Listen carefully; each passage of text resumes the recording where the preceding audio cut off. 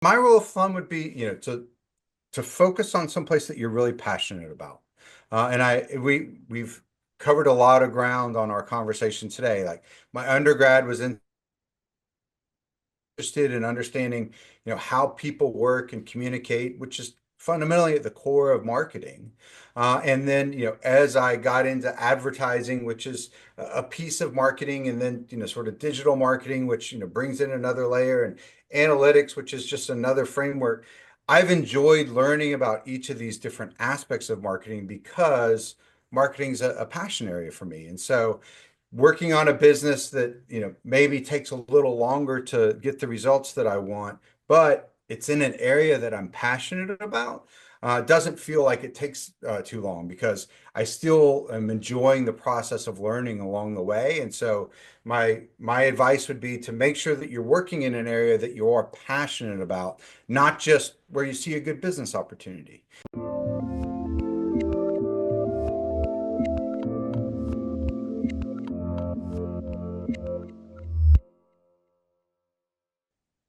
Hey everyone, this is Devin Miller here with another episode of The Inventive Journey. I'm your host, Devin Miller, the serial entrepreneur that's grown several startups into 7 and 8 figure businesses, as well as the founder and CEO of Miller IP Law, where he helps startups and small businesses with their patents and trademarks. You ever need help with yours, just go to strategymeeting.com, grab some time with us to chat, and we're always here to help. Now, today we've got another great guest on the podcast, Mark Osborne. Mark started his journey going to college in the early 90s. And this was just as chat board started to come out on the internet. And while I was in college, ended up managing a band, and so created some databases for the audience that liked different types of music. Graduated and got into the career of marketing in the music industry, and then shifted over and got into the tech side of marketing and data. Worked for a radio and at a radio station for a period of time, and then went to work for a digital agency. During that time, also got an MBA and worked for a Fortune 500 company with their analytics, and founded a few companies after that that had some success across a variety of channels. And also has been writing a book as well as starting a consulting firm. So, with that much as a quick introduction, welcome on the podcast, Mark. Thanks so much for having me, Devin. Absolutely excited to have you here. So I just gave a very quick overview to a much longer journey. So why don't we rewind and unpack that a bit more, and tell us a little bit about how you got started going off to college, just as chat boards were becoming the thing. Yeah, so it's funny to hear you sort of describe it like that. The early days of the internet, people didn't have access to the internet all the time. You basically, got to log on maybe once a week or so and check your emails, and so people would trade bootleg concert tapes of different artists that they liked, and so they'd say, "I got Dave Matthews Band in Birmingham," and their username was their email address because there was no such thing as spam. So that led to me building databases of people that liked certain bands, lived in certain areas, and I knew their email. And so I would email them when one of my bands that sounded like Dave Matthews went to Birmingham, selling out concerts for little unknown artists, led to a job at a record label, led to a job at a radio station, and then, as you described, turned into a much more robust career in marketing analytics. And it's been really interesting to see, there are whole generations of marketers now that their entire career has been about sort of chasing a little innovation or one sort of technology thing. So if you think about the first folks to optimize their website for search engines, well, they got this flood of traffic from search engines that was free. And then the first ones to, effectively buy pay-per-click advertising, they got a flood of, really qualified traffic for a very efficient, acquisition cost. But I realize there's a whole generation of marketers that have really never had to sort of create strategy or even systems because they've just sort of chased one thing after the other to have success.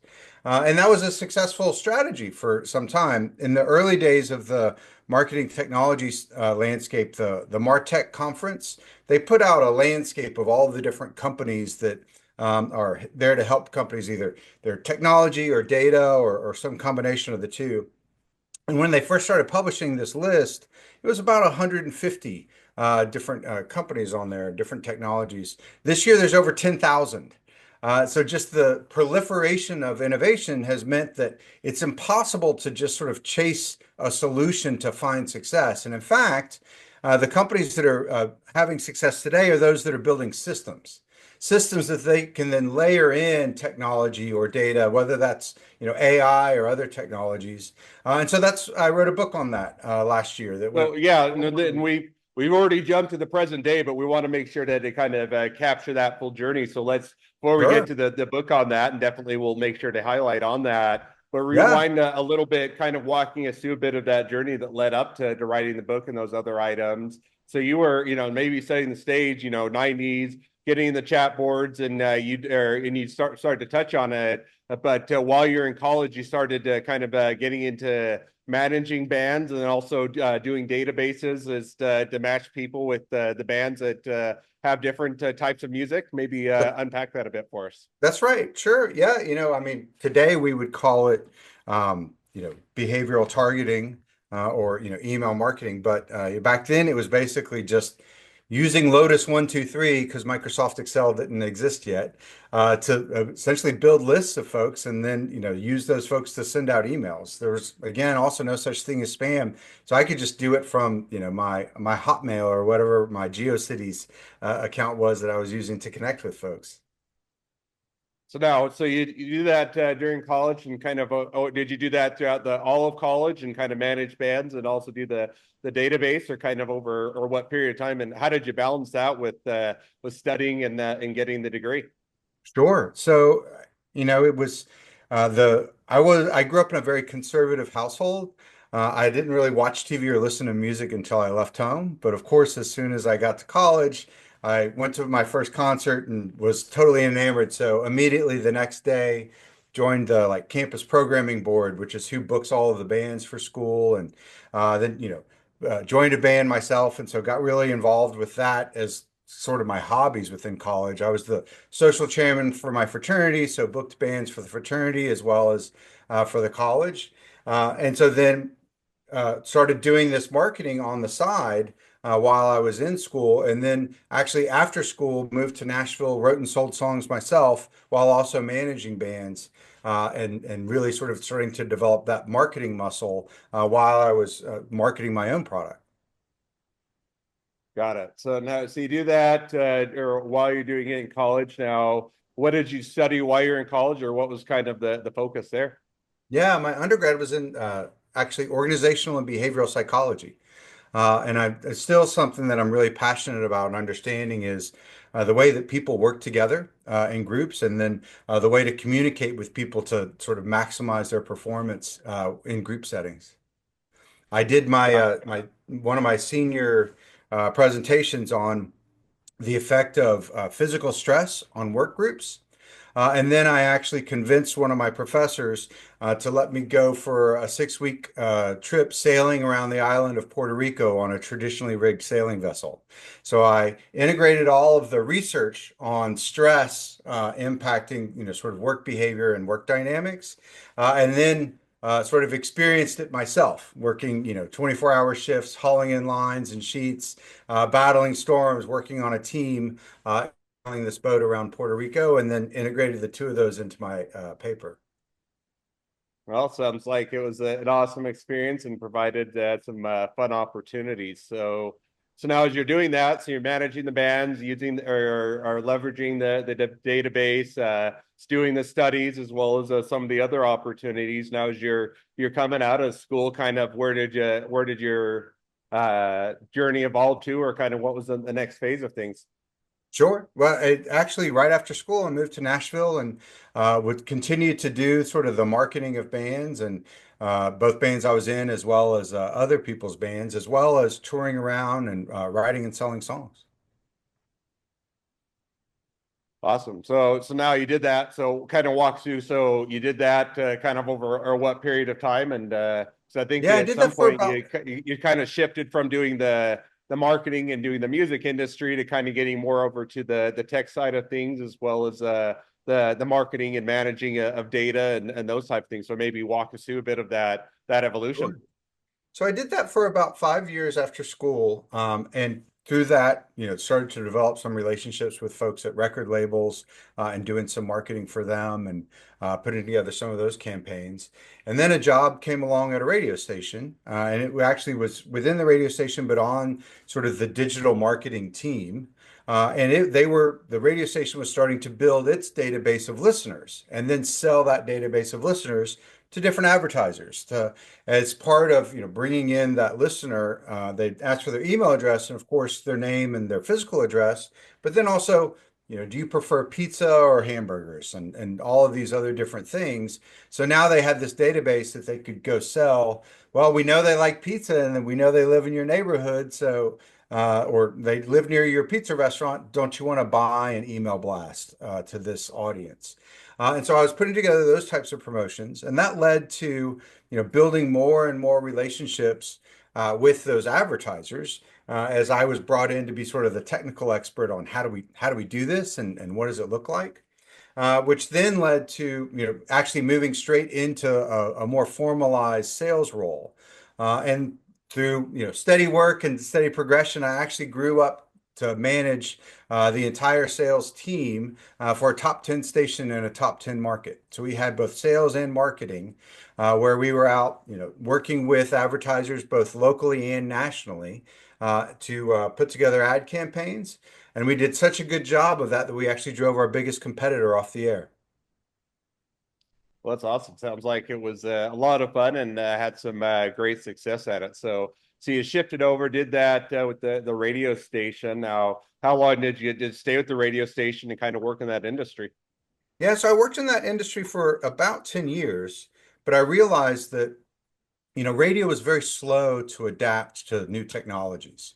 And even although I had gotten first involved in radio through sort of a technology and a website thing, or perspective, they had moved away from that. And I was really passionate about using data and technology to make sense of data for creating these sort of one-to-one relationships between consumers and brands at scale. And so I actually had an opportunity to move from the radio station to a startup that was helping radio stations become more sophisticated with using their databases. And so I actually traveled around the country working with Hmm. CBS as well as other radio stations all around the country, helping them do a better job of this technology. They were a startup which got purchased by a larger company, and there was some consolidation there. And in the course of that consolidation, I actually went and helped a early stage digital agency to build out their internal marketing and sales program and help them grow. And they're now one of the fastest growing agencies in Atlanta. No, sounds like it was a fun opportunity. Now, at some point, and you'll have to remind me where it fit in. You also kind of, or you went and went back and got an MBA, and then or kind of shifted and started working for Fortune 500 company, working in their analytics. Is that right? Or walk us through kind of how did you That's right. transition from radio station to digital agency to the Fortune 500? Yeah. So it was it was really sort of interesting that, the more I learned about, really rigorous marketing and not just sort of promotion, the more I wanted to really understand the strategy and systems behind it. And as I looked at the best way to do that, an MBA seemed like one of the better ways to ground that, not only with sort of marketing principles, but also other business principles. And I was fortunate enough to get into the University of Southern California's Marshall School of Business. And they had a really strong program both in marketing as well as sort of brand strategy and real product marketing, but also analytics. And although I was never very good at math, analytics really made a lot of sense to me, and sort of shaping questions in a way that it can be answered through analytics, and then finding the data to help answer those questions was something that I was really passionate about. And so, as I was, finishing up that MBA, you get a nice inflection point there, graduation, to connect with some new companies and take a step in an interesting direction. And I went to work with one of the leading companies in the space. It was called Market Share at the time. They've been sold a couple times since then. And during my time at Market Share, I got to work with Nike and Hulu and a lot of other really large Fortune 500 companies. And then actually went to work with a startup competitor in that same space in that marketing analytics. and got to actually run General Motors and Microsoft as well as the Australia marketplace for that smaller company as they were sort of expanding internationally and really sort of deepening my understanding of how analytics can help companies really make better decisions with using data in their marketing. Hmm. Well, it sounds like it was a great great shift and a great transition. So now so you did the Fortune 500 company, and how long were you there, and how long did you work in their analytics? Yeah, so worked around, within different companies providing services, Fortune 500, for again another about almost 10 years. And in that time, I not only, sort of worked within the product side and consulting for those companies, but I was primarily working in, sort of product marketing for those companies as well as B2B enterprise sales for those companies and really helping to sort of bring their companies to market. And it was during that time that I started to notice this trend that was really changing the landscape. So this is about 5 years ago. Um, and as I started to sort of put these thoughts together, that's really what led to the genesis of the book and the consulting work. Awesome. So now you kind of as you shifted and started doing the consulting work. Now remind me, is that one where you was it because I think that is or what you're doing full time along with you mentioned the book and a few other endeavors, but kind of how did you transition or shift from kind of going your own way or doing your own or from the having the opportunity or leveraging a lot of the resources and the the information and kind of the opportunities with working for large entities to kind of shifting more to doing the consulting work or kind of what was that shift or that evolution? How did that occur? Yeah, so it's really interesting. A lot of times, large companies really just struggle with being large.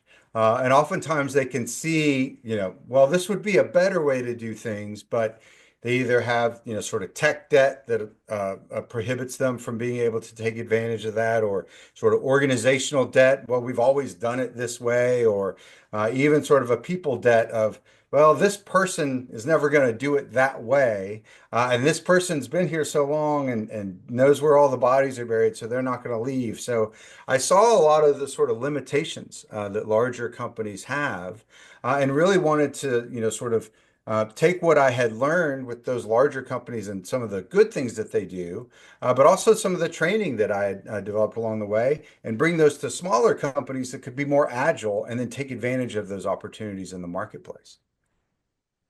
Gotcha. So now, so did you, or with that kind of intent, did you say, hey, I'd like to, kind of part ways with the companies that I've had a good relationship with and start my own firm? And did you dive in full time doing the consulting, or was that kind of a gradual transition, or kind of easing into it, or kind of how did you evolve over into kind of splitting out or going your own way?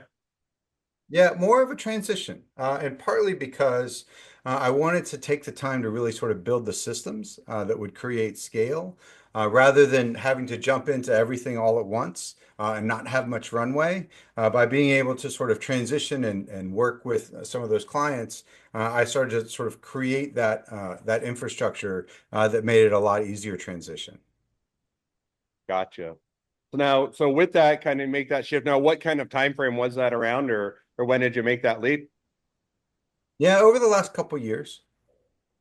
Gotcha. So you did that over the couple of years. Now, walk us through kind of how's that gone? Has it been a rocket ship to the top and more consulting work and more opportunities to know what to do with, or one where you're always teetering on the verge of bankruptcy and never knowing where the next paycheck is coming from, somewhere in the middle, or kind of walk us through a little bit as to how that played out or how it's gone over the last couple of years.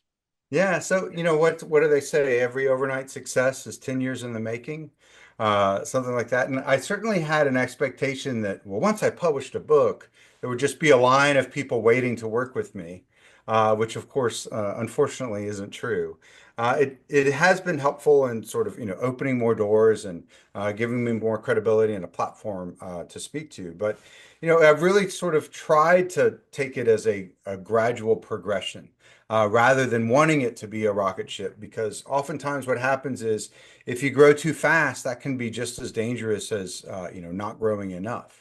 So I've tried to take a more measured approach to it and really sort of build out a unique set of offerings for a unique marketplace, and then to sort of test those out, both the marketplace that I'm serving as well as the offerings that I'm bringing to them, and then the messaging that I use to sort of convey that, and then even just the mechanisms that I use to sort of bring that to the market and then to connect with that market.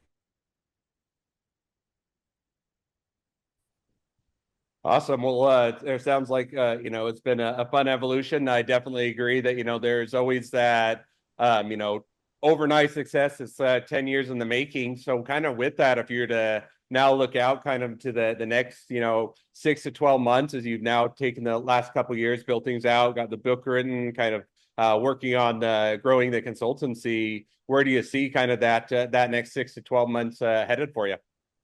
Yeah, it's really all about implementing processes that scale. And we've defined a lot of sort of standard operating procedures and best practices that we can implement into a business and really sort of deliver results and success. And we like to operate on what we call our 10x ROI B2B growth guarantee, where we like to work with a company to identify what's the path to growth. What do we think the sort of financial impact is for the company, so that we can sort of guarantee that over the course of the next 9 to 12 months, you're going to see a 10x return on any investment with us. But obviously that requires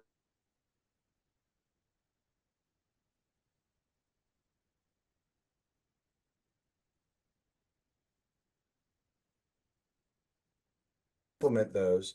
But also, we really want to build a team and a team of folks that are passionate about delivering results for clients, but also doing it in a way that's not every time you're making it up from scratch, but instead building systems that scale. Awesome. Well, sounds like it's going to be an exciting, ongoing opportunity and fun to be able to continue to build things out and grow and evolve along the way. So, well, now as we've kind of reached that present day of the journey and even looking a bit into the future as to where things are headed, great time to transition to the two questions I always like to ask towards the end of each episode. So we'll jump to those now.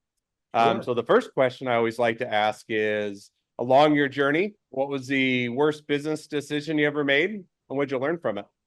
Yeah. So along the way, and I've both invested in as well as worked within a number of startups along the way. And probably the biggest mistake that I made within those was I was working with a small team and was working in an area that I was less knowledgeable about. It was in sort of the e-commerce area, and I was sort of leading the marketing side, but it was a small leadership team. And I sort of trusted the project manager who had a little more background in finance than I did to be doing the projections around what was going to lead to sort of the financial impact on an investment we made in launching a new project. And I don't really love the finance part of business. I love the marketing part, and that's what I do. And so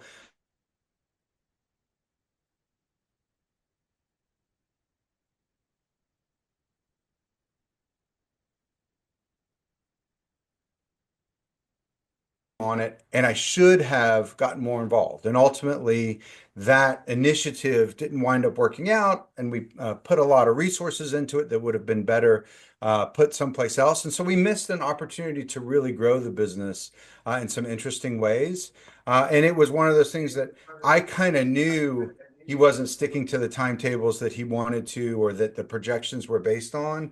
But I wanted to sort of believe and trust. And so it's the lesson of you never want to sort of trust someone else with your own success. You need to trust but verify, and really sort of own your own success if you want to be successful.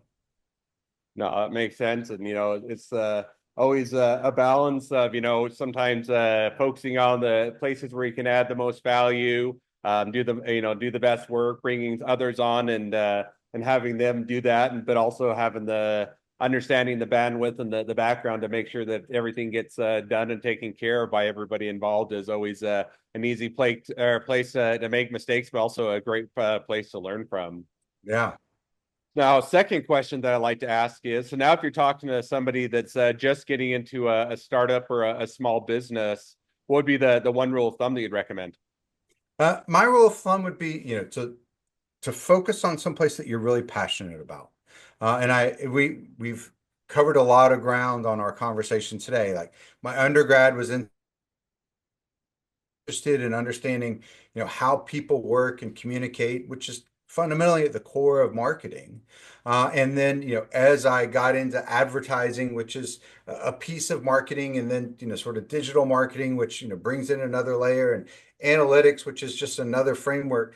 I've enjoyed learning about each of these different aspects of marketing because marketing's a passion area for me. And so working on a business that, maybe takes a little longer to get the results that I want, but it's in an area that I'm passionate about, doesn't feel like it takes too long because I still am enjoying the process of learning along the way. And so my advice would be to make sure that you're working in an area that you are passionate about, not just where you see a good business opportunity. Because just because there's a good business opportunity, it likely will take you 10 years to have that overnight success. And if you spend 10 years working in an area you don't really enjoy, it will be a lot less fun than if you spend 10 years in something that you do enjoy.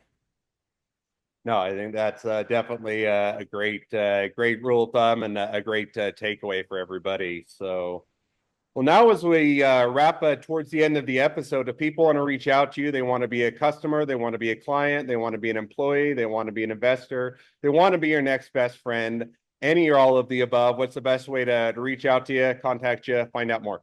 Yeah, absolutely. So I'll actually give a free offer of my book to anyone that's interested that would like to learn a little more about how I think. If you go to modernrevenuestrategies.com/free download, you can get not only the book but also all the templates and calculators and everything that I use in there to learn how to sort of build those systems in your business to help you grow. Or if it's someone that just wants to get in touch and have a conversation, Mark with a K strategies.com. I'd be happy to connect with anybody out there listening. Great. And say that one more time. I think that the internet might have slowed down just a little bit, so it might have cut out. So repeat that the second way to reach out to you one more time. Sure. My email is Mark with a K, Mark at modernrevenuestrategies.com. Awesome. Well, I definitely encourage people to reach out, support a great business, expand their network, and if nothing else, make a new best friend. So, with that, thank you again, Mark, for coming on the podcast. It's been it's been a pleasure. Now, for Thank all of you you. that are listeners that are out there, if you have your own journey to share and you'd like to be a guest on the podcast, we'd love to have you. So just go to inventiveunicorn.com, apply to be on the show. A couple more things as listeners. Make sure to click share, subscribe, leave us a review. Helps us to reach even more startups and small businesses to help them along their journey to success. And along that note, if you ever need help with your patents or trademarks or anything else along your journey, just go to strategymeaning.com, grab some time with us to chat, and we are always here to help. Well, thank you again, Mark, for coming on the podcast, and wish the next leg of your journey even better than the last.